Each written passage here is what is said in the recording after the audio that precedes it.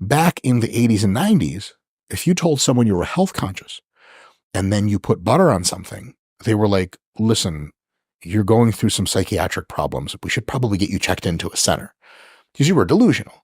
Because everyone knew that saturated fat especially just straight up killed you where you stood. And you were never going to get lean eating a diet high in fats. They were also wrong.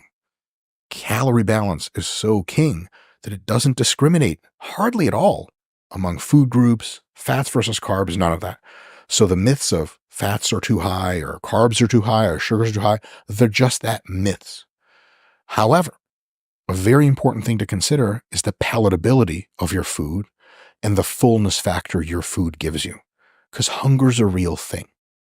So you want to choose food when you're dieting for fat loss, creating a caloric deficit that does at least two things for you. One, it's not so damn delicious that you just want to eat more and more of it. And if you don't, you're just suffering. Like if you were deep into a fat loss diet, I was like, hello, Chris, would you like a Cheeto? You'd be like, don't. Why? Because as soon as one of them Cheetos hits your lips, paradise, purple angels flying around, it's better than acid at that point. You just want another Cheeto. So if you're on a fat loss diet, something bodybuilders discovered a long time ago, and a gentleman named, I'm going to butcher his name for sure, Stefan Guyenet, he says pronounced like DNA. I would just say Guyenet because I'm American. Woo! He, I believe, coined the term, or at least exposed the public to it, of something called the food palatability reward hypothesis. Properly couched as a hypothesis, so he's not really the fucking man. Okay. And it basically says something baffling when you think about it. It's ultra simple and explains most of the variants we've already talked about with obesity. When food is really tasty, people tend to eat more of it and they get fat. And they just want more. And if you have tasty food, but you've relegated yourself willpower style, like look a good person, to not eating it, you're just going to be more miserable.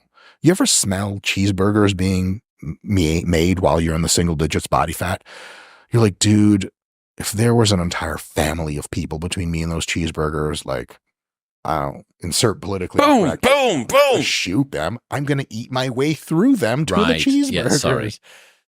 So things that get taken out in editing. I went Native American there. My man. Yeah. So basically, if you're dieting for fat loss, try to have foods that aren't like exotically delicious. Veggies, fruits, whole grains, lean meats, not a ton of sauces, not a crazy ton of flavor. And here's the really fucked up part. It's going to be completely counterintuitive. What do you want when your body is telling you, listen, you need to put the fat back on? You want exactly the food that you shouldn't be having. So it's kind of like abstaining from jerking it or something, where it's like, what do you really want to do? You're like, I want to jerk it. Like, what are you not supposed to be doing? Not supposed to jerk it. Right. But if you can eat at home, if you can clear all of your shelves at home of junk and just have that lower palatability food, first of all, if you're hungry enough, that shit tastes real good. Plain chicken and broccoli tastes amazing if you're actually hungry. Have that stuff. That's really, really awesome to do. And secondly, you want to have food that keeps you fuller for longer. Food with a lot of fluid volume, food with a lot of fiber, food that takes longer to digest. Minimally processed fruits, veggies, whole grains, lean meats, and healthy fats are just kind of undefeated in that category. And so for the calories you're allowed to have, it's a lot of food. It's not ultra tasty, so you kind of feel like you're laboring through it. You halfway through your meal, you don't even want it anymore. You're stuffing yourself, and every week you're losing weight. Paradise.